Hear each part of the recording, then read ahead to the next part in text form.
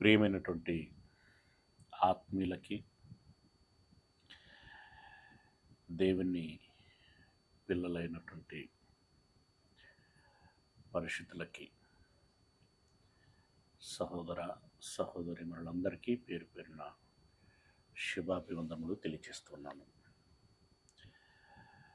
దయచేసి అందరూ వీడియోలు ఆన్ చేసుకోవటానికి ప్రయత్నం చేయవలసిందిగా మనవి చేస్తున్నాను.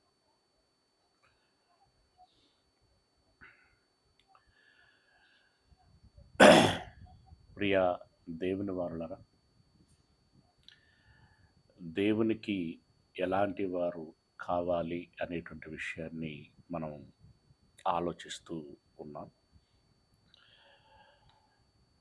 నిన్నటి దినమున దేవుడు మోషేను ఇశ్రాయేలీలకి నాయకుడినిగా ఉంచాలి అని పట్టుపట్టినట్లుగా గమనిస్తున్నాం. అయితే నాకు నోటి మాంద్యము ఉన్నది అని మొత్తుకున్న దేవుడు, నీకు నోటి మాంద్యము ఉంటే నీ అన్న అయిన అహరోను ఉన్నాడు కదా, అతడు నీకు బదులుగా మాట్లాడుతాడు అని చెప్పి ఒప్పించటము జరిగింది. ఇక్కడ ఒక మాట ఏంటంటే, అహరోను చక్కగా మాట్లాడుతాడు కదా, అతడు నీకు బదులుగా మాట్లాడుతాడు అని చెప్పుచున్నటువంటి సందర్భాన్ని మనం ఆలోచిస్తే, మోషే నాయకుడిగా ఉండటం ఏమిటి, అహరోను మాట్లాడటం ఏంటి? అదేదో అహరోనునే నాయకునిగా చేస్తే సరిపోతుంది కదా.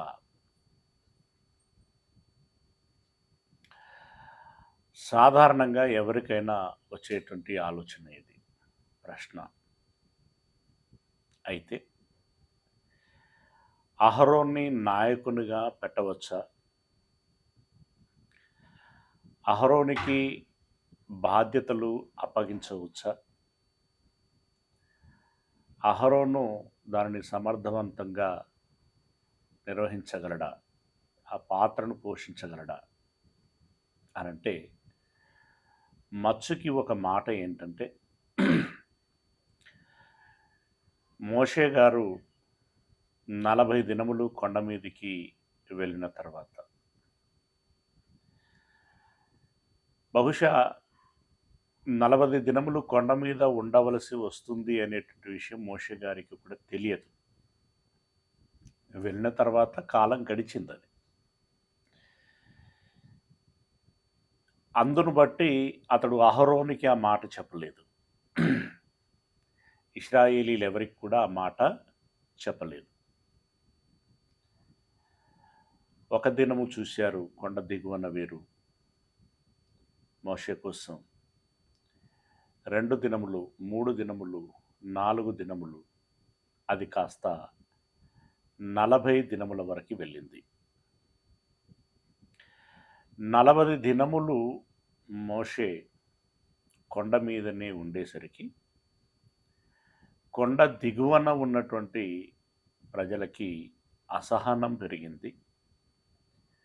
మోషే పట్ల అతనికి ఏం జరిగిందో అనేటువంటి అనుమానము పెరిగింది. తదుపరి ఇప్పుడు మా పరిస్థితి ఏంటి, వెనకకు వెళ్ళలేము, ముందుకు ఎలా వెళ్ళాలో తెలియదు అని భయపడినటువంటి వారు మోషే నోటికి నోరుగా ఉంటున్నటువంటి అహరోను వారికి అప్పటికి ప్రస్తుత పెద్ద మనిషిగా కనిపించాడు. అప్పుడు అహరోనుని సంప్రదించి మోషే ఏమయ్యాడో ఏమో మాకు తెలియదు. మాకు ఒక దేవుడిని ఏర్పాటు చేయి, మమ్మలను ఈ అరణ్యములో నడిపిస్తాడు అని అహరోనుతో ప్రస్తావన చేస్తూ ఒక విధంగా ఒత్తిడి తీసుకొచ్చారు. 40 సంవత్సరాల సుదీర్ఘ ప్రయాణములో మోషే మీద తీసుకొచ్చినటువంటి ఒత్తిడితో పోల్చుకుంటే ఇది పెద్ద ఒత్తిడే కాదు, పెద్ద విషయమే కాదు. కానీ ఆ బోటి దానికే అహరోను హడలెత్తి వెంటనే వారితో ఏమన్నాడు అనంటే, మీ దగ్గర ఉన్నటువంటి బంగారం అంతటినీ తీసుకురండి అని బంగారమును తెప్పించాడు. ఆ బంగారమును కరగదీసి పోత పోసాడు. ఏ రూపములో పోత పోసాడు, ఏ అచ్చులో అనంటే దూడ రూపములో పోత పోసాడు. అంటే ఈ దూడ అనేటువంటి ఒక కాన్సెప్ట్, ఈ రూపము తయారు చేయాలని అతడికి ఎందుకు అనిపించింది అంటే, ఐగుప్తు దేశములో అప్పటికే ఆ విధంగా దూడను పూజిస్తూ కొలుస్తూ ఉన్నటువంటి అనుభవాలు వారికి ఉన్నాయి కాబట్టి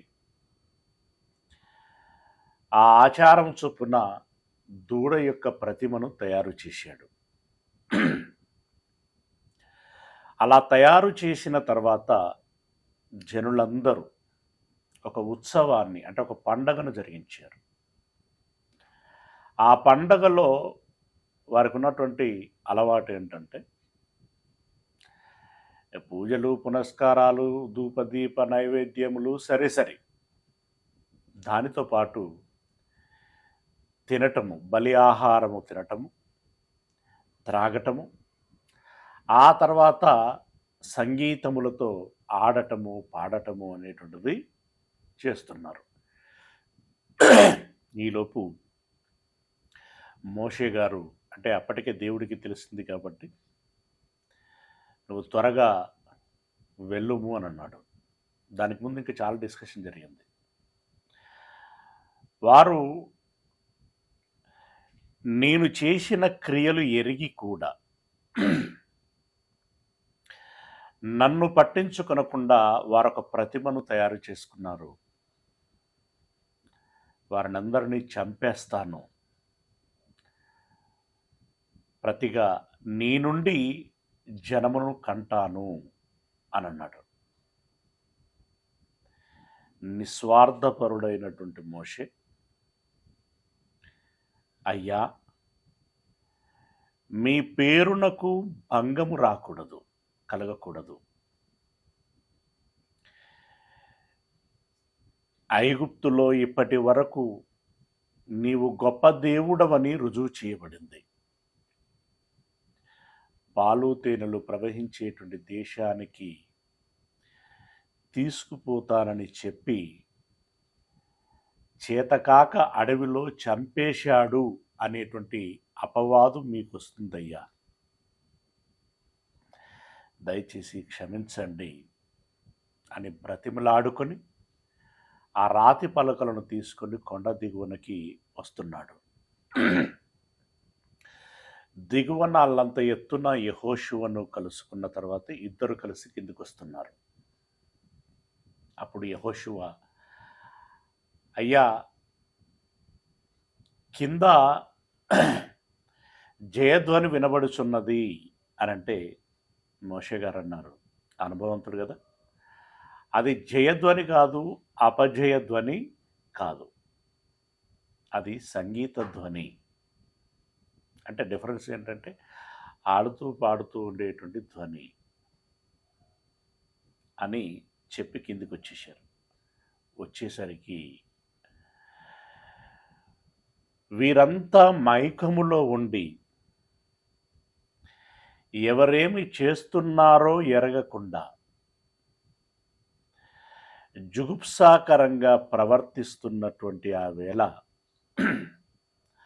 ఆ ప్రతిమని, ఆ ప్రజలను చూసేసరికి మోషే గారికి ఆ విషయం వచ్చింది. ఆ ఆవేశాన్ని పట్టజాలక చేతిలో ఉన్నటువంటి రాతి పలకలను నేలన పడేశాడు. 40 దినముల ప్రయాస మర్చిపోకూడదు. వెంటనే అహరోనును పిలిచి, ఏంటి, ఏం చేశావు? 40 దినముల బాధ్యత నీకు అప్పగించితే ఈ జనులందరినీ త్రోవ తప్పించావు, ఎందుకు ఇలా చేశావు అని అంటే, అహరోను గారు ఇచ్చినటువంటి సమాధానం విన్నప్పుడు మనకు ఆశ్చర్యం వేస్తుంది. అవును, ఈ 40 దినములకే ఈయన ఇంతగా భయపడిపోతే 40 సంవత్సరములు ఈయన ఏం నడిపించగలిగేవాడు? ఈయన నుండి కాదు అనేటువంటి విషయము మనకే అనిపిస్తుంది. ఒకసారి 32వ అధ్యాయము నిర్గమకాండము 32వ అధ్యాయము 22వ వచనము. నేను ఇందాక మాట్లాడినంత కూడా పై సందర్భాలలో ఉంటుంది, పై సందర్భంలో ఉంటుంది. ఆ మాటలు 32వ అధ్యాయం 4వ వచనాన్ని ఒకసారి చూస్తే, అతడు వారి యొద్ద వాటిని తీసుకుని పొగరతో రూపమును ఏర్పరిచి దాన్ని పోత పోసి దూడను చేసెను. అవునా? అంతకుముందు వారు మాట్లాడినటువంటి మాటలేంటి? ప్రారంభ వచనాన్ని చూసినట్టయితే, మోషే కొండ దిగకుండా తడువు చేయుట ప్రజలు చూచినప్పుడు ఆ ప్రజలు అహరోను వద్దకు కూడి వచ్చి, లెమ్ము, మా ముందర నడుచుటకు ఒక దేవతను మా కొరకు చేయుము. ఐగుప్తులో నుండి మమ్మను రప్పించిన ఆ మోషే అనువాడు ఏ మాయనో మాకు తెలియదని అతనితో చెప్పిరి. ఇదంతా దారుణం అండి. ఇప్పుడు మమ్మల్ని నడిపించటానికి దూడను చేయమని అన్నారే తప్ప 40 దినములు కనిపించకుండా పోయినటువంటి మోషే ఏమాయనో,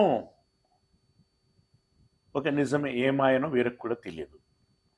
ఏమాయనో అని అన్నప్పుడు వీళ్ళు ఏం చేయాలి, ఏం చేయవలసి ఉన్నది అంటే, అరే అందరం వెతుకుతాం పదండి, మోషే ఎక్కడున్నాడో. కొండ మీద ఏదైనా అపాయంలో చిక్కుకున్నాడేమో, ప్రమాదంలో ఉన్నాడేమో, కొండ ఎక్కేటువంటి క్రమంలో అలసిపోయి సొమ్మసిల్లాడేమో. వెతుకుతాం పదండి. ఒక దేవుడు కొండ ఎక్కొద్దన్నాడు, మరి ప్రార్థిద్దాం పదండి, అందరం కలిసి ప్రార్థిద్దాం, విషయం ఏంటో దేవుని ద్వారానే తెలుసుకుందాం. ఈ విధంగా ఉండాలి కదా వారి ఆలోచన, వారి ప్రయత్నం. అంటే వాడు ఏమన్నా కానీ వస్తే నడిపిస్తే నడుద్దాం, తినిపిస్తే తిందాం, పడుకోబెడితే పడుకుందాం, కానీ వాడు ఏమైపోయినా మనకు అనవసరం అన్నటువంటి తీరులో ఉన్నారు. ఈ జాడ్యం నేటి సంఘములో కూడా ఉంటున్నది. చెబితే విందాం, నేర్చుకుందాం, చెప్పేవాడి విషయము ఏం జరిగినా మనకు అనవసరము అనేటువంటి జాడ్యం ప్రారంభం నుండి నేటి వరకు సంఘాలలో నెలకొని ఉన్నటువంటి పరిస్థితి. ఒక విధంగా ఇది మానవ నైజమేమో. బాధ్యత ఉండకూడదు? ఒక తండ్రిగా మీ ఆలన పాలన చూసినటువంటి వ్యక్తి మీకు కనిపించనప్పుడు అయ్యో ఏమైందో అనేటువంటి ఆలోచన ఉండకూడదు? ఆరా తీయకూడదు? అలా కాకుండా వాడు ఏమన్నా కానీ మమ్మల్ని నడిపించేటువంటి వాడు కావాలి, మాకు ప్రతిమను చేయము అని అన్నారు. అంటే వెంటనే అతడు బంగారమును తెప్పించి ప్రతిమను చేయటం జరిగింది. దేవుని కోపం వచ్చి చంపేస్తానన్నాడు 10వ వచనంలో. మీరు తర్వాత చదువుకోండి. ఆ తదుపరి క్రిందికి వస్తూ మాట్లాడుకుంటున్నటువంటి క్రమంలో 18వ వచనం, అతడు అది జయధ్వని కాదు, అపజయ ధ్వని కాదు, సంగీత ధ్వని నాకు వినబడుచున్నది అనెను.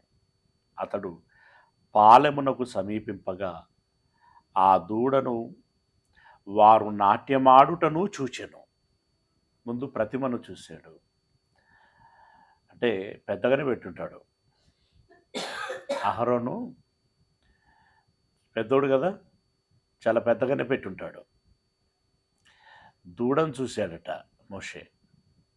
తదుపరి వారి నాట్యమును చూశాడట.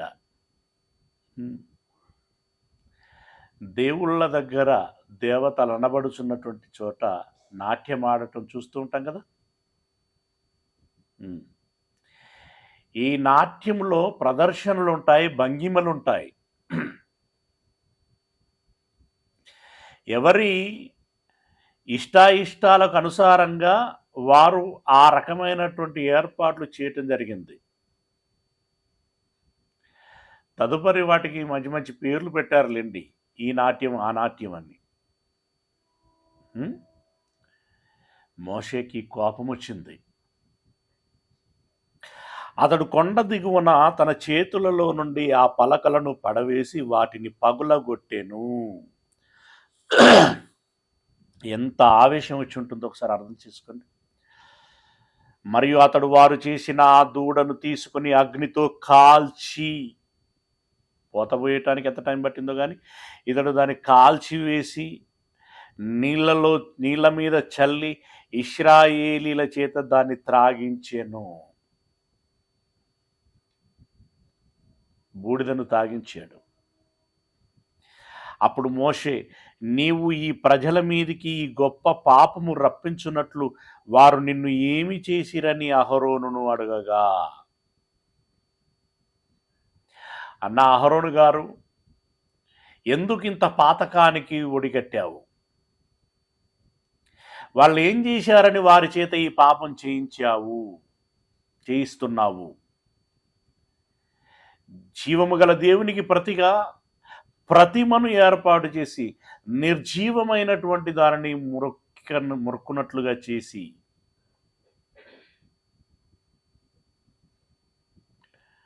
సృష్టికర్తకు ప్రతిగా సృష్టమును పూజించులాగున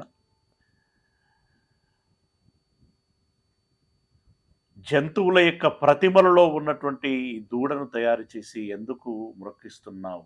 ఎందుకు దేవునికి ఆగ్రహాన్ని కలుగచేశావు అని అహరోనును నిలదీస్తున్నటువంటి వేళ అహరోను చూడండి ఏం మాట్లాడుచున్నాడో. అప్పుడు 22వ వచనం, అహరోను, నా ఏలినవాడా. ఈ ప్రోటోకాల్ మాత్రం బాగుందండి. మోషేకి అన్నైనా సమాజానికి నాయకుడు అనేటువంటి మనసు మాత్రం అస్పృహ ఉంది. అందుకు మోషేని అంటున్నాడు, నా ఏలినవాడా, నీ కోపము మండనీయకుము. అగ్గిపెట్టి కాల్చి మండనీయకం అంటే ఎందుకు మండకుంటుంటుంది? నీ కోపం మండనీయకము, ఈ ప్రజలు దుర్మార్గులను మాట నీ వెరుగుదువు. అయితే ప్రజలు దుర్మార్గులైతే మరి దేవుడు భయంకరుడాయన, దహించు అగ్ని, అది మరిచావా? ఈ ప్రజలు దుర్మార్గులట. దుర్మార్గులైతే వారు మాకు ముందు నడుచుటకు ఒక దేవతను చేయుము, ఐగుప్తులో నుండి మమ్మను రప్పించిన వాడగు ఈ మోషే ఏమాయనో మాకు తెలియదనిరి. వాళ్ళు చెయ్యమన్నారు, వాళ్ళు చెయ్యమని ఒత్తిడి తీసుకొచ్చారు. వాళ్ళు చెప్పినట్లుగా చేయకపోతే తెలుసు కదా వారు దుర్మార్గులు అంటే. ఈయన భయపడ్డాడు. మేబీ ఎందుకు భయపడి ఉంటాడు? దుర్మార్గులు అని వారు విగ్రహమును చెయ్యము అనగానే చేసే అంతగా ఎందుకు భయపడి ఉంటాడు? చంపుతారేమో అని భయపడి వారు పోయమంటే ఇతడు పోసేసాడట. అసలు నాయకుడి లక్షణం ఏంటండి? నాయకుడి లక్షణం ఏంటి? దైవికమైనటువంటి విషయంలో వారు చెప్పినట్లుగా నాయకుడు చేయాలా, నాయకుడు చెప్పినట్లుగా ప్రజలు చేయాలా? బాధ్యతలు, తాత్కాలిక బాధ్యతలు అప్పగింపబడినటువంటి అహరోనికి ఆ స్పృహ లేదు. స్పృహ లేకపోగా ప్రాణభీతి ఉంది. అది దైవ వ్యతిరేకమా, అనుకూలమా,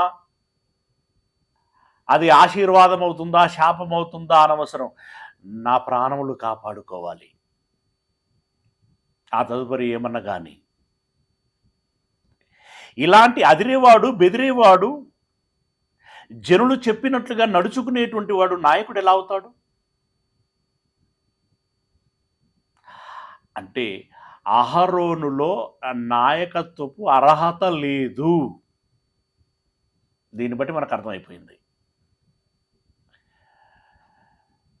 ఆ 40 రోజులే సమగ్రంగా వారిని నడిపించలేనటువంటి లేదా ఆ దేవునిలో ఉంచలేనటువంటి అహరోను 40 సంవత్సరాలు అంత ఓపికతో ఏం నడిపించగలిగేవాడండి?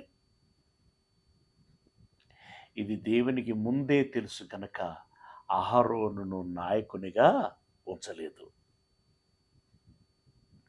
అదే మరి మోషే మనకు తెలుసు కదా, 40 సంవత్సరాలు నడిపించాడు.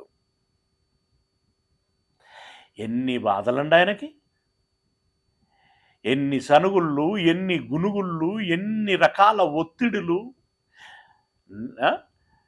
నసుగులు, ఎన్ని కుట్రలు,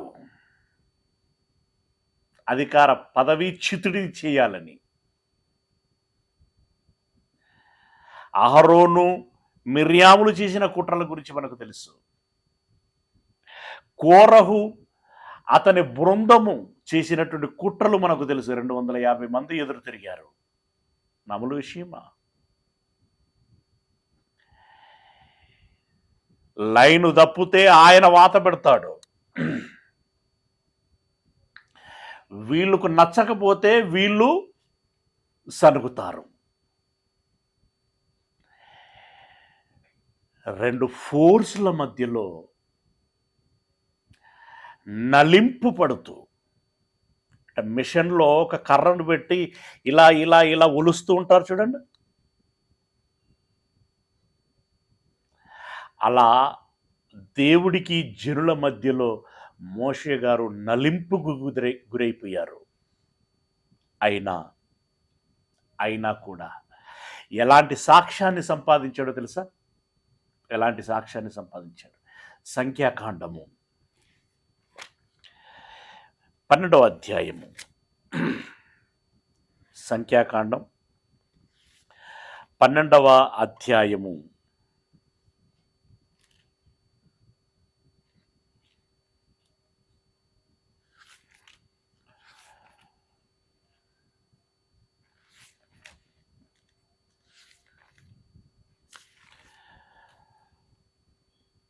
12వ అధ్యాయము 3వ వచనం. ఇది అహరోను మిరియాములు ఎదురు తిరిగినటువంటి సందర్భం. సరే, వాళ్ళు ఏదో అన్నారు, అయింది, అయిపోయింది. ఇప్పుడు దేవుడు వారి గురించి ఇచ్చినటువంటి మోషే గురించి ఇచ్చినటువంటి సాక్ష్యం 3వ వచనంలో, మోషే భూమి మీద ఉన్న వారందరిలో మిక్కిలి సాత్వికుడు. అంటే భరించగలిగేటువంటి వాడు. భరించలేనటువంటి వాడు అహరోను, భయపడిపోయేటువంటి వాడు. భయపడకుండా భరించేటువంటి వాడు మోషే. మిక్కిలి సాత్వికుడు అంటే సహనము కలిగినటువంటి వాడు. అలాగే 7వ వచనం, అతడు నా ఇల్లంతటిలో, అంటే నా సమాజం అంతటిలో అని దాని అర్థం, అతడు నా ఇల్లంతటిలో నమ్మకమైనటువంటి వాడు అని అన్నాడు. ఇంతకంటే ఏం కావాలండి? నమ్మలేనటువంటి వాడు అహరోను, నమ్మగలిగేటువంటి వాడు మోషే. ఇప్పుడు ఎవరుండాలి నాయకుడు? నమ్మగలిగేటువంటి వాడు ఉండాలా, నమ్మకం లేనటువంటి వాడు ఉండాలా? మోషే అహరోనుని నమ్మలేము, మోషేను నమ్మొచ్చు, నమ్మకమైనటువంటి వాడు. కనుక నా ఇంటి మీద బాధ్యతను అప్పగించాను, నాయకుడినిగా పెట్టాను. అవునా? అవును. 16వ అధ్యాయంలో 32వ వచనము, ఈ కోరహు వీరందరి సందర్భంలో మోషే ఏంటి అనేటువంటిది దేవుడు ఆ సమాజం ముందు తెలియచేశాడు. ఏమని? మోషేను నేను ఎన్నుకున్నాను. మీరెవర్రా మధ్యలో మీ తిరుగుబాటు ఏంటి, మీ విప్లవం ఏంటి, మీ ఆలోచన ఏంటి అని చెప్పి వారినందరినీ గద్దించి దహించి వేయటం జరిగింది. అంటే అక్కడ అహరోను నాయకత్వాన్ని కోరుకున్నాడు. నోర్మయ్యండి, ఏం మాట్లాడుతున్నారు? 4 రోజులు నువ్వు చక్కగా వారిని ఉంచలేకపోయావు, నేనుండలేనా అని చెప్పి ఇప్పుడు అంటున్నావు. దేవుని వాక్కు మోషకు మాత్రమే వచ్చిందా, మాకు రాలేదా అని అంటున్నావు. వాడు నమ్మకమైన వాడు, సాత్వికుడు. నువ్వు అవకాశవాదివి, దొంగవు అని అక్కడ అహరోనుకి వాత వేశాడు, మిరియామికి వాత వేశాడు. ఇక్కడ కోరహుకి వాత వేశాడు. ఆ 250 మందికి వాత కాదండి, చంపేశాడు. ఇక్కడ వెళ్ళి వారిని చంపేయటము ద్వారా మోషే ఏంటి అనేటువంటి విషయాన్ని సమాజములో బట్టబయలు చేశాడు. మోషే పట్ల నా మద్దతు ఎంత ఉంది, మోషే ఎంత నిజాయితీపరుడు, ఎంత నమ్మకమైనటువంటి వాడు అనేటువంటి విషయాన్ని బాహటపరిచాడు. అది మోషేలో ఉన్నటువంటి క్వాలిటీ, మోషేలో ఉన్నటువంటి అర్హత. మోషేనే ఎందుకు దేవుడు ఎన్నుకున్నాడు, మోషేనే ఇశ్రాయేలీలకి నాయకుడినిగా ఎందుకు పెట్టాడు అనంటే, మోషే నన్ను ఆనుకున్నవాడు, హత్తుకున్నటువంటి వాడు, నమ్మకమైనటువంటి వాడు, సాత్వికుడు. గనుక నేను మోషేను ఎన్నుకున్నాను.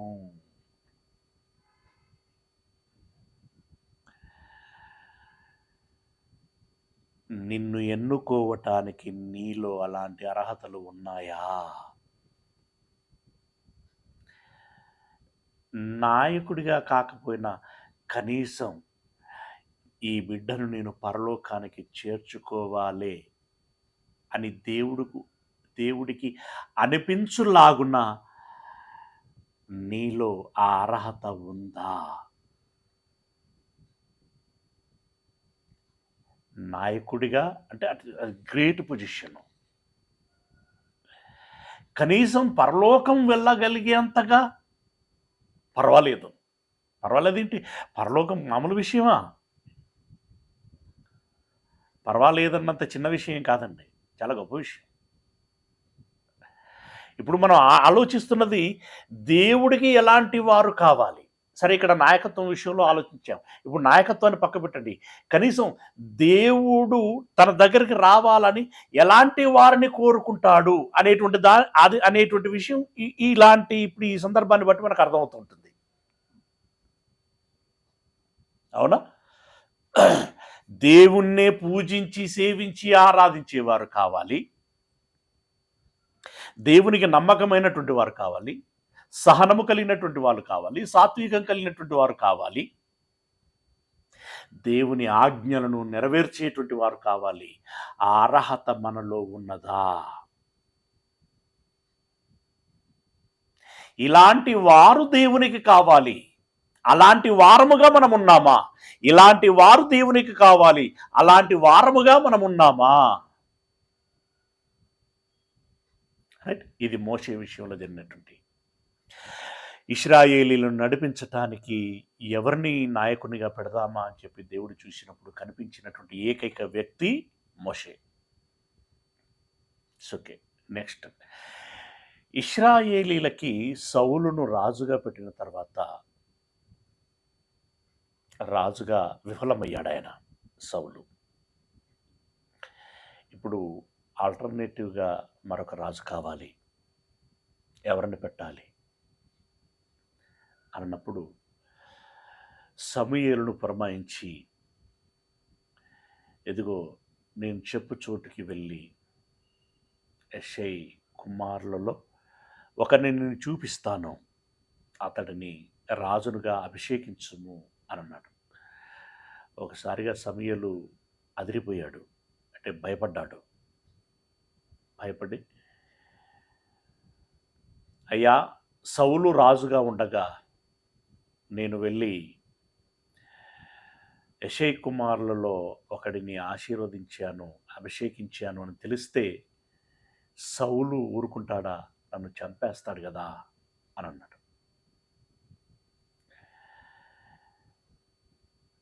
అప్పుడు దేవుడు సమూయేలుకి ఒక ఉపాయం చెప్పాడు.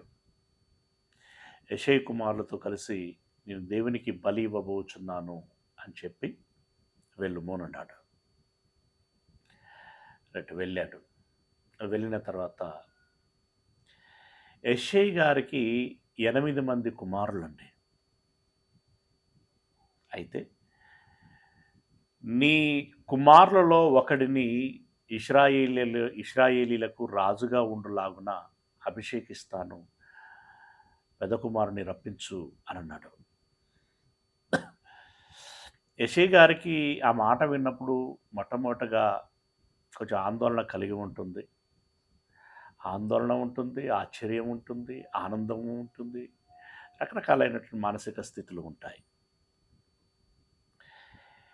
అయితే యెషై కుమారులలో కొందరికి సైనికులుగా పరిపాలన చేసినటువంటి, సైనికులుగా ఆ యుద్ధాలలో పాల్గొన్నటువంటి అనుభవాలు ఉన్నాయి.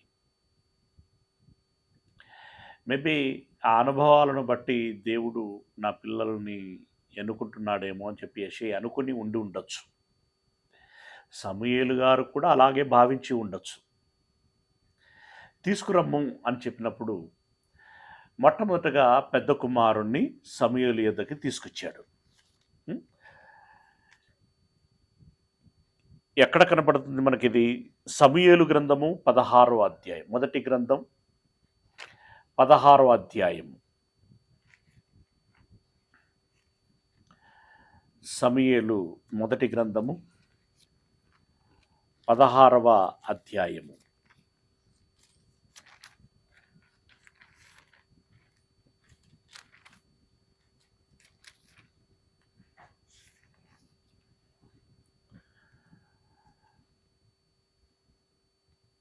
6వ వచనం.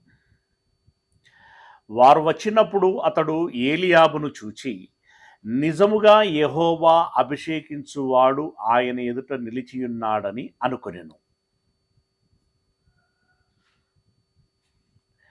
చెప్పినట్టుగానే యెషయా గారి ఇంటికి వచ్చి బలి అర్పించాడు.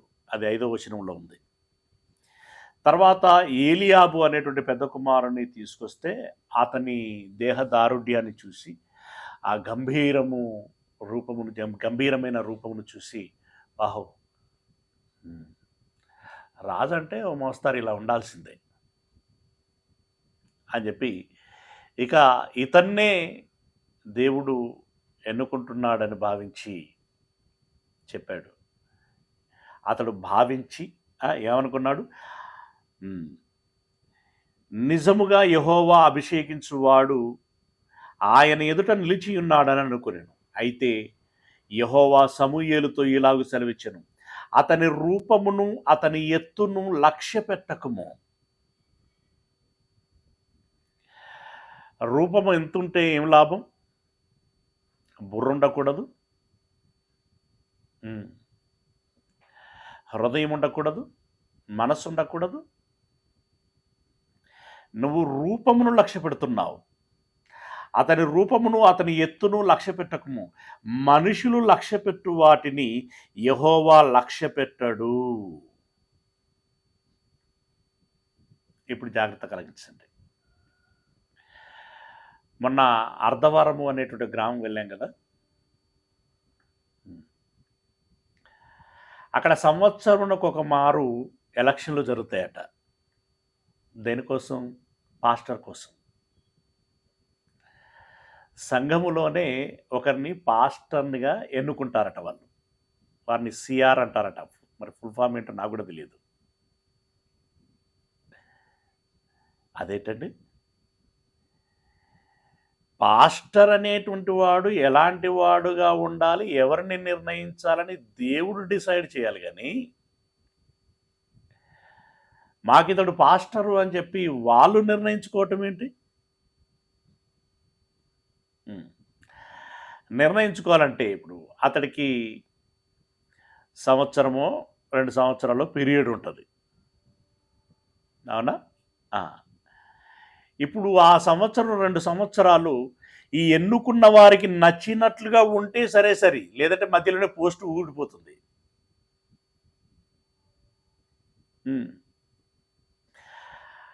అప్పుడు ఆ పాస్టర్ గారు ఇప్పుడు ఎవరిని దృష్టిలో పెట్టుకొని కాపరిగా కొనసాగుతాడు చెప్పండి? ముందు తన పదవిని కాపాడుకోవటం కోసం ప్రాకులాడుతూ ఉంటాడు. పదవిని కాపాడుకోవాలంటే సంఘములో ఉన్నటువంటి సభ్యులను ఏం చేయాలి? దువ్వుకుంటూ ఉండాలి, అవునా? వారి పాట పాడుతూ ఉండాలి. గంగిరెద్దులా అన్నిటికీ వాళ్ళు చెప్పినటువంటి వాటన్నిటికీ తల ఊపుతూ ఉండాలి. ఇదేమెన్నుకోవటం అండి? అందుకే దేవుడు ప్రజాస్వామ్యము కాదు, ప్రభువు స్వామ్యం ఉండాలి అన్నాడు. ప్రజాస్వామ్యం కాదు, ప్రభువు స్వామ్యం ఉండాలి. నేనెన్నుకోవాలి. కనుక మీ ఆలోచనలు వేరు, నా ఆలోచనలు అంటే నా తలంపులు వేరు, మీ తలంపులు వేరు. మీ మార్గములు వేరు, నా మార్గములు వేరు. మీ తలంపులకి నా తలంపులకి, మీ మార్గములకి నా మార్గములకి ఆకాశమునకు భూమికి ఉన్నంత వ్యత్యాసము ఉంటుంది అని అన్నాడు. అంత వ్యత్యాసములో ఉన్నటువంటి, అంత దిగువన ఉన్నటువంటి మనుష్యుల ఇష్టము చొప్పున నాయకుడు ఎంచబడాలా? No, never. ఎప్పుడు అలా ఉండకూడదు. దయచేసి మీ కాపరి మీకు నచ్చినట్లుగా ఉండాలి అని అనుకోకండి. అలా అనుకుంటే అహరోను పీరియడ్లో ప్రజలు ఎలా ప్రమాదంలో పడ్డారో సంఘస్థులు కూడా అలాగే ప్రమాదంలో పడతారు. ఎప్పుడు కూడా మన ఇష్టం, మన ఈగో, మన ఆలోచన, మన మనస్సు ఏదైతే ఉంటుందో అట్లా ఉండాలి పాస్టరు అని అనుకుంటాం. తప్పు. నీకు నచ్చినట్టుగా పాస్టర్ ఉండాలనుకుంటే ఇప్పుడు దేవుడు ఎందుకుగా?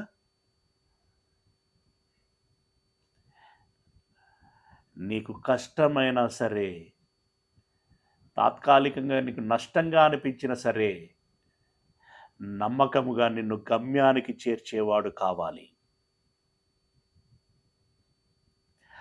అలా చూడాలి నువ్వు పాస్టర్ని.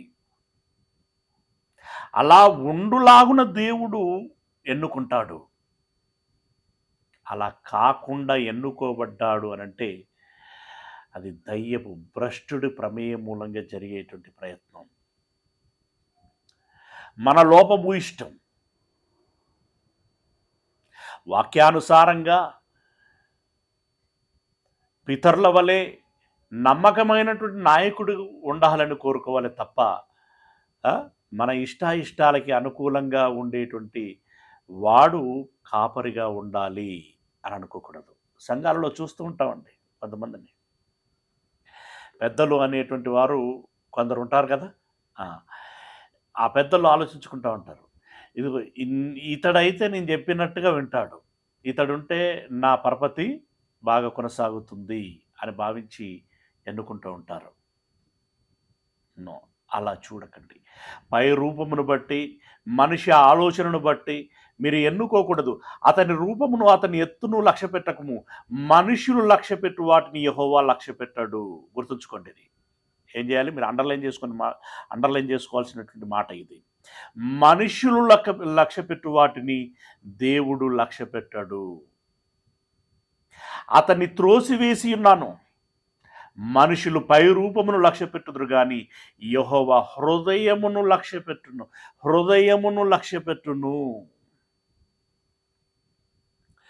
దేవుడు తన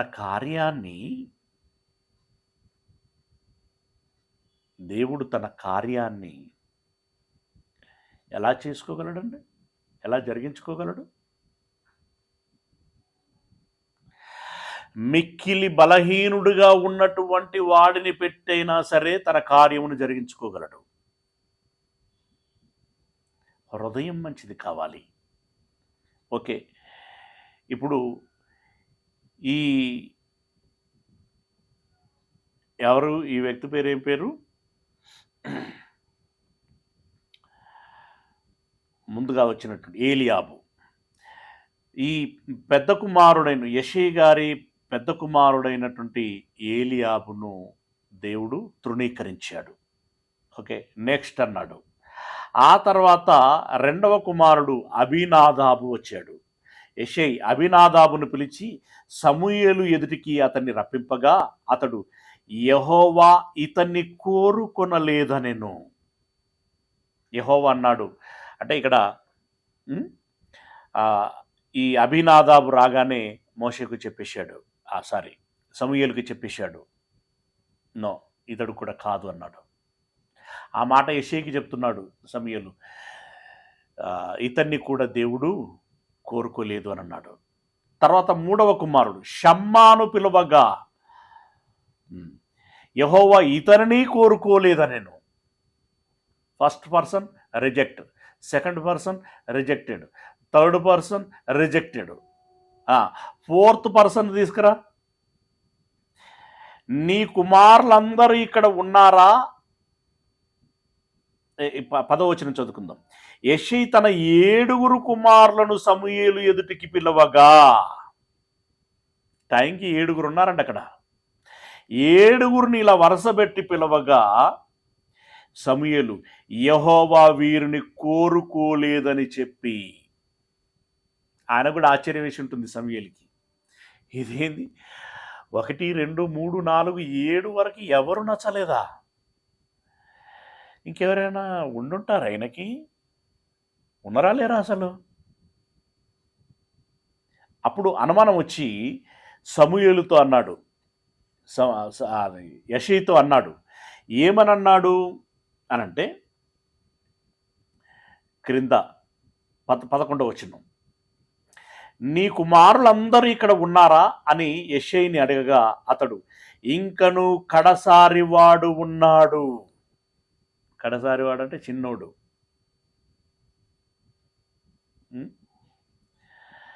కడసారి వాడు అంటే మన దగ్గర తెలంగాణలో ఒక జోక్ చేస్తూ ఉంటారు, వద్దంటే పుట్టినోడు అని. కడసారి వాడు అంటే పెద్ద లెక్క లేదు అని. అదే తొలుచూలైతే బంగారం. అవునా? మంది ఎక్కువైనప్పుడు ఏదో అన్నట్టుగా ఉంటుంది. సరే, అంటే ఈ కడసారి వాడు అనేటువంటి ఒక చిన్న చూపు. యాక్చువల్గా చిన్నపిల్లల పట్లనే తల్లిదండ్రులకి ఎక్కువ ప్రేమ ఉంటుంది కానీ ఇలాంటి పొజిషన్స్ అన్నప్పుడు మాత్రం పెద్దవారికి ప్రయారిటీ ఇవ్వటం జరుగుతూ ఉంటుంది. కడసారి వాడు ఒకడు ఉన్నాడు అని అనగానే, అయితే వాడు గొర్రెలను కాయిచున్నాడని చెప్పాను. అందుకు సమూయేలు, నీవు పిలువనంపించుము, అతడిక్కడికి వచ్చు వరకు మనము కూర్చుందుమని యెష్షయితో చెప్పగా, కత్తులు బల్లెములు ఈటలు పట్టి యుద్ధరంగంలో విజయనాదము మోగించినటువంటి వీళ్ళందరినీ కాదని గొర్రెలను మేపుకున్నటువంటి వాడా ఇప్పుడు ఇశ్రాయేలీలకి రాజు కావలసింది. వీళ్ళనే కాదన్నటువంటి దేవుడు వాణ్యంగా అవునంటాడంటే వాడు గొర్రెలు మేపుకుంటున్నాడు అని అన్నాడు. అనంటే వెంటనే అర్జెంటుగా రప్పించు, వచ్చేంతవరకు నేను ఇక్కడే ఉంటాను. అంటే దేవుడి నిర్ణయము, ఆ ఫోర్స్ ఎలా ఉంటుంది అనేటువంటిది మనం ఇక్కడ అర్థం చేసుకోవాలి. Okay, right. మొత్తానికి పిలువనంపించమనంటే పిలువనంపించాడు. పిలువనంపించిన తర్వాత అతడు వారిని పిలువనంపించి లోపలికి తోడుకొని వచ్చెను. అతడు ఎర్రని వాడును, చక్కని నేత్రములు గలవాడును, చూచుటకు సుందరమైన వాడునై ఉండెను. అతడు రాగానే అంటే పై వేషాన్ని కూడా బాగానే ఉన్నాడనమాట, ఇక్కడ వర్ణించినటువంటి వర్ణన. రైట్. ఆ పై వేషంతో పాటు హృదయ అలంకారము కూడా బాగున్నది ఆయనకి. ఓకే, ఇవి ప్రస్తావన చేస్తూ సుందరమైన వాడునై ఉండెను. అతడు రాగానే, నేను కోరుకున్నవాడు ఇతడే, నీవు లేచి వారిని అభిషేకించుమని యెహోవా సెలవియ్యగా. అదేదో ముందు ఈ చిన్నవాడి నుండి స్టార్ట్ చేస్తే అయిపోవు కదా అనుకుని ఉండుంటాడు సమూయేలు. ఎందుకంటే ఒకటోని రిజెక్ట్, రెండవని రిజెక్ట్, మూడవని రిజెక్ట్, ఇలా 7 అయిపోయిన తర్వాత ఆ చివరి వాడు ఎక్కడున్నాడంటే అక్కడెక్కడో అడవిలో గొర్రెలు మేపుకుంటున్నాడంటే ఇప్పుడు మళ్ళీ ఒకరిని అక్కడికి పంపించి అతన్ని ఇక్కడికి రప్పించి ఇంత వెయిటింగ్. అదేదో చిన్నవాడి నుండి ప్రారంభిస్తే అయిపోయేది అని అనుకుని ఉంటాడు ఆ క్షణంలో, కానీ తెలియదు కదా ఎవరు అనేటువంటి తెలియదు. అంటే ఇక్కడ అసలు దేవుడు నేరుగా యెష్షయి ఇంటికి వెళ్ళి అతని చిన్న కుమారుని అభిషేకించమని చెప్పొచ్చు కదండి. మీకు ఆ పాయింట్ అర్థమవుతుందా? ఎందుకు చెప్పలేదు అని అంటే, నేను ఎలాంటి వాడిని ఎన్నుకుంటాను, నాకు ఎలాంటి వాడు కావాలి అనేటువంటిది మీకు స్టడీ అవ్వాలి. ఇది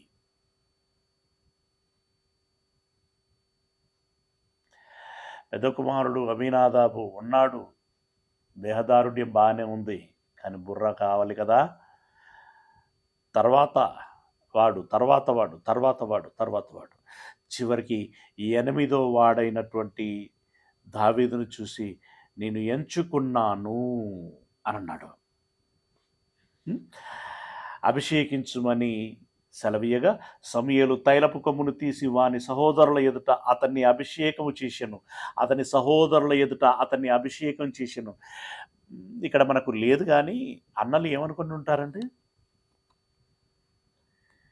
నన్ను కాదన్నాడు, మన అందరిని కాదన్నాడు, చిన్నోడిని అభిషేకిస్తున్నాడు. మంచోళ్ళు అయితే దేవునికి భయపడితే ఓకే, దేవుని నిర్ణయం కాబట్టి దేవుని మాటను మనం గౌరవించాలి అని అనుకుంటారు.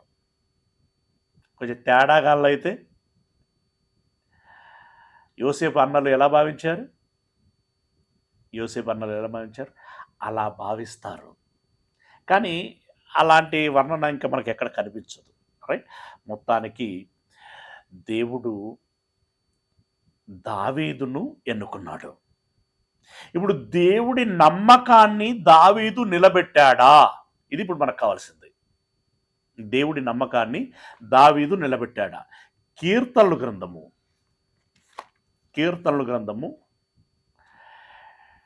78వ అధ్యాయము,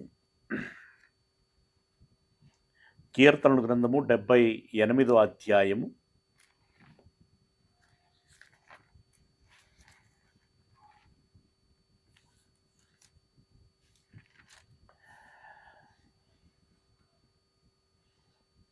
70వ వచనం. కీర్తనల గ్రంథము 78వ అధ్యాయం 70వ వచనం.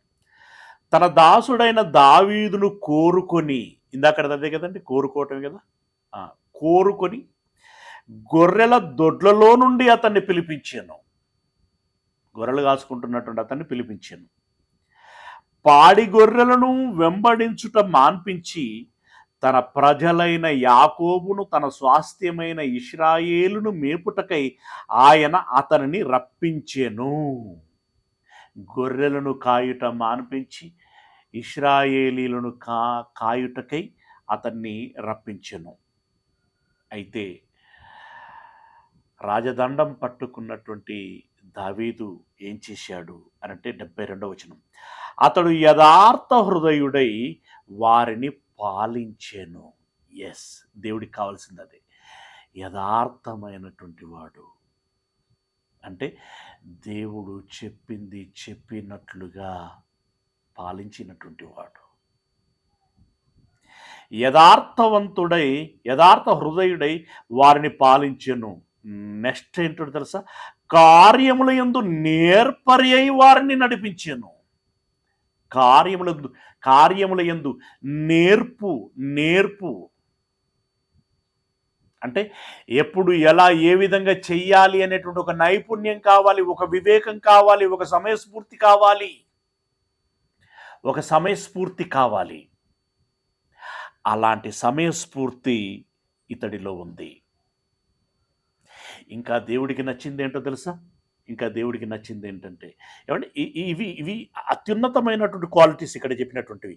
యథార్థ హృదయుడై వారిని పాలించాను, కార్యముల యందు నేర్పరి అయి పాలించాను. ఇంకొకటి ఏంటంటే, దావీదులో దేవుడికి నచ్చింది ఏంటి అనంటే,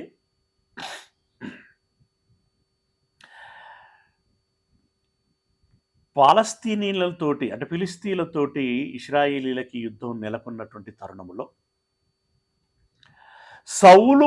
సౌలు అంటే అప్పటికి మంచి పరాక్రమవంతుడండి. కానీ గొలియాతును చూసేసరికి అతడికి కూడా తొడలు వణుకుతున్నాయి, కాళ్ళు వణికిపోతున్నాయి. మీనవేషాలు వేసుకుంటున్నారు సైనికులందరూ. మీనవేషాలు ఎట్లా ఎట్లా ఎట్లా ఎట్లా అని చేతులు పిసుకుంటున్నారండి. ఏదో ఎలా ఉన్నారు అని చూసి రమ్మని చెప్పినటువంటి యెషై మాటను బట్టి దావీదు వాళ్ళ దగ్గరికి వెళ్ళాడు. పంపించిన తినుబండారాలు వాళ్ళకి ఇచ్చాడు. సౌలు గారికి కూడా ఇవ్వమనంటే సౌలు గారికి కూడా ఇచ్చాడు. ఇచ్చిన తర్వాత వాళ్ళందరూ తర్జన భర్జన పడి వాళ్ళు సైలెంట్గా ఇట్లా అట్లా అని చెప్పి గుసగుసలు పెట్టుకుంటా ఉంటే, ఏంది అసలు ఏం జరుగుతుంది, యుద్ధం చేయవలసినటువంటి వీళ్ళందరూ చేతులు తీసుకుంటే ఇక్కడే సరుగుతున్నారు ఏంటి అని అనుకుని ఏంటి అని అడిగాడు ఆయన. ఏంటి ఇవన్నీ నీకు అవసరమారా? సపడాక వచ్చినట్టుగా ఇంటికి పోక,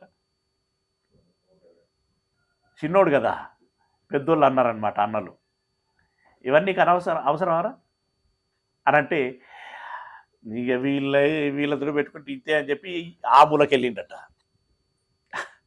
ఆ మూలకెళ్ళి ఏం జరిగింది అని ఆరా తీశాడు. అందులో వాళ్ళు ఒకరు చెప్పారు, అక్కడ ఆ గుట్ట మీద ఒకటి కనబడతాండే,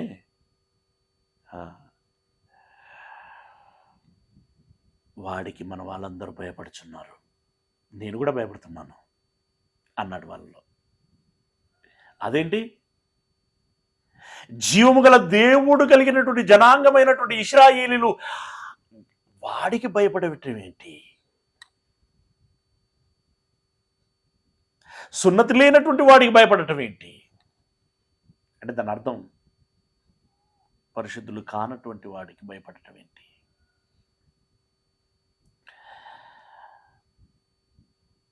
ఒక ఛాన్స్ నాకు ఇస్తే అని వేసేస్తానన్నాడు. ఇట్లే ఉంటుంది మామూలుగా, ఒక ఛాన్స్ నాకు ఇస్తే వాడిని వేసేస్తాను. ఇందుకే ఇక్కడికి రావద్దని చెప్పేది నీకు. వెళ్ళు అని అన్నాడు అన్న. ఈ మాట అటు ఇటు తిరిగి రాజుగారి దగ్గరికి వెళ్ళింది. ఆయనకు ఒక చిన్న ఆశ అనిపించింటుంది. పిలవండి అన్నాడు. పిలిచేసరికి పూరడాడు, తీరా పిలిచేసరికి పొల్లగాడు. మరి వీడిని పట్టుకొచ్చిన లేదురా. అవునా వీడే అన్నాడు, గొలియాతుని చంపుతానంటున్నాడు. బాబు నీ కసి నీ ఆలోచన నాకు నచ్చింది, కానీ నువ్వు చిన్నపిల్లాడివి, నీకు అనుభవం లేదు. వాడేమో యుద్ధములో నేర్పు కలిగినటువంటి వాడు, నేనుండి కాదు అన్నాడు. రాజుగారు మీరేమనుకోనంటే ఒక మనవి, ఏంటది, నేను గొర్రెలను మేపేటప్పుడు సింహము ఎలుగుబంటి గొర్రెలను ఖర్చుకొని వెళ్ళటానికి వచ్చాయ్యా. అప్పుడు ఏం చేశానో తెలుసా, నోట ఖర్చుకున్నటువంటి సింహాన్ని వేటాడి నేను దాన్ని చంపేశాను. అదొకసారి చూడండి, సమూయేలు గ్రంథము మొదటిది 17వ అధ్యాయము 32వ వచనం. సమూయేలు గ్రంథము మొదటిది 17వ అధ్యాయము 32వ వచనము. 17వ అధ్యాయం 32వ వచనం. ఈ ఫిలిస్తీను బట్టి ఎవరి మనసును కృంగ నిమిత్తము లేదు, మీ దాసుడనైన నేను వారితో పోట్లాడుదునని దావీదు సౌలుతో అనగా, సౌలు ఈ ఫిలిస్తీని ఎదుర్కొని వానితో పోట్లాడుటకు నీకు బలము చాలదు, నీవు బాలుడవు, వాడు బాల్యము నుండి యుద్ధాభ్యాసము చేసిన వాడని దావీదుతో అనెను. నీవేమో బాలుడవు, వాడేమో బాల్యము నుండి యుద్ధాభ్యాసము చేసినటువంటి వాడు అని దావీదుతో అనెను.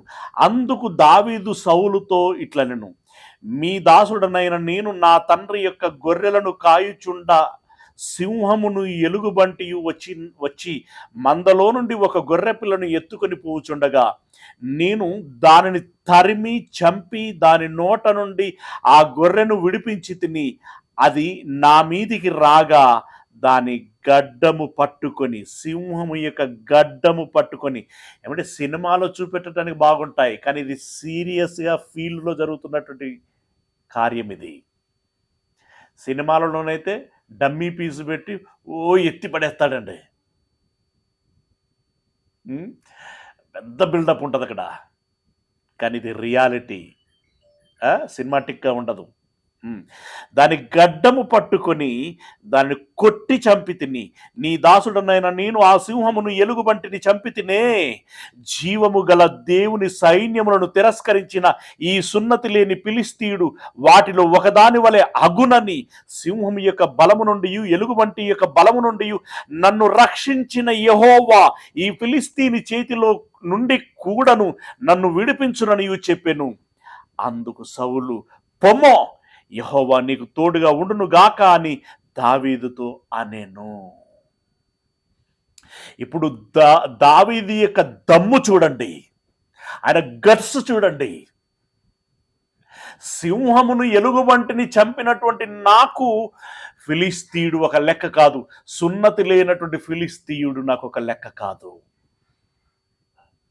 సింహము ఎలుగుబంటి నుండి కాపాడినటువంటి యెహోవా ఆ ఫిలిస్తీని చేతిలో నుండి కూడా నన్ను కాపాడును అని అన్నాడే, అది నచ్చింది దేవుడికి. నా పట్ల వాడికి నమ్మకం ఉంది. అలాగే సింహమును ఎలుగుబంటిని ఆఫ్టర్ ఆల్ ఒక గొర్రె పిల్లను కాపాడుకోవటానికి సింహముతో పోట్లాడాడు, ఒక గొర్రె పిల్లను కాపాడుకోవటానికి సింహంతో పోట్లాడాడు. అలాంటప్పుడు ఒక మనిషిని కాపాడుకోవటానికి ఎంత పోట్లాడతాడు? దేనితోనైనా ఎంతవరకైనా పోట్లాడుతాడు. ప్రాణములకు భయపడడు, ప్రాణభీతి ఉండదు. కాపాడటమే లక్ష్యంగా పెట్టుకుంటాడు, తెగిస్తాడు, సాధిస్తాడు. పైగా నన్ను నమ్ముకుంటున్నాడు, నా మీద ఆధారపడుతున్నాడు, నేను సహాయం చేస్తానని నమ్ముచున్నాడు. ఇదే కదా కావలసింది. అందుకు నచ్చాడు దావీదు. ఎస్, ఎందుకు ఎంచుకున్నాడు దావీదు అంటే, ఇదిగో దావీదులో ఉన్నటువంటి క్వాలిటీస్ ఇవి. ధైర్యం, తెగింపు, సాహసం, నమ్మకం. ఇది దేవునికి నచ్చింది. అందుకే దేవుడు దావీదును నాయకునిగా పెట్టుకున్నాడు. ఏమండి, అపోస్తుల కార్యములో ఇందాక ఇచ్చినట్టు సాక్ష్యాలతో పాటు 2 మాటలు అక్కడ ఉంటాయి. అపోస్తుల కార్యములు 13వ అధ్యాయము 22వ వచనం, 13వ అధ్యాయం 22వ వచనం. తర్వాత సౌలును తొలగించి దావీదును రాజుగా ఏర్పరచెను. మరియు ఆయన, నేను యెష్షయి కుమారుడైన దావీదును కనుగొంటిని. అతడు నా ఇష్టానుసారుడైన మనుష్యుడు. అతడు నా ఉద్దేశములన్నీ నెరవేర్చునని చెప్పి అతన్ని గూర్చి సాక్ష్యం ఇచ్చెను. నేనేం కోరుకుంటే అది చేస్తాడు. నేనేం చెయ్యమంటే అది చేస్తాడు. ఎక్కడికి పొమ్మంటే అక్కడికి పోతాడు. ఎలా ఉండమంటే అలా ఉంటాడు. నా ఉద్దేశములన్నీ నెరవేర్చునని అతన్ని గూర్చి సాక్ష్యం ఇచ్చెను. 36వ వచనం. దావీదు దేవుని సంకల్పము చొప్పున తరము వారికి సేవ చేసి నిద్రించి. దావీదు ఎవరి సంకల్పం చొప్పున సేవ చేశాడట? దేవుని సంకల్పము చొప్పున. రాజరికాన్ని ఇక్కడ ఏమని వాడాడు? సేవ.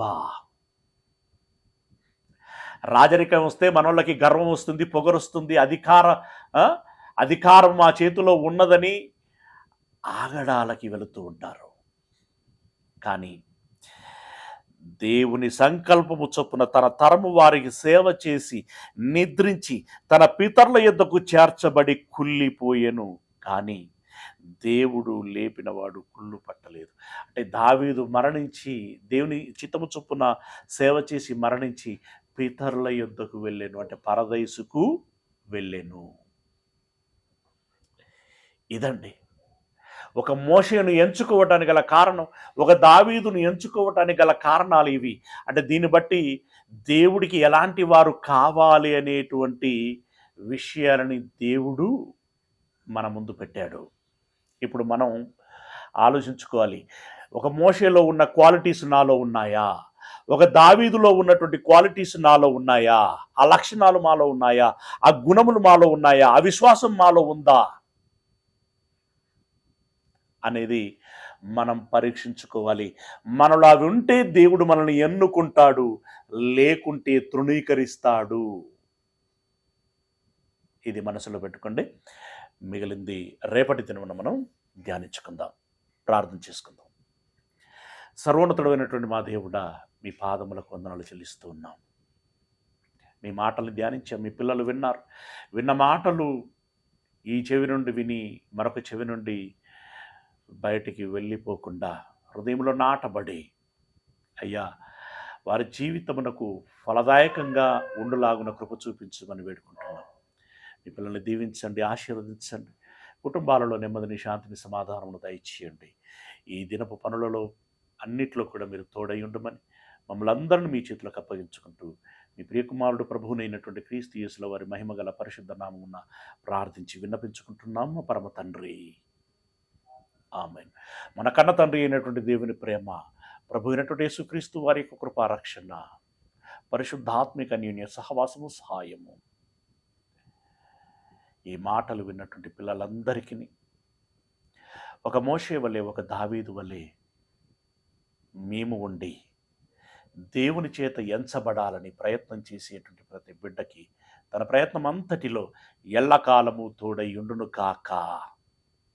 ఆమేన్. అందరికీ వందనాలండి. It's okay. నిన్న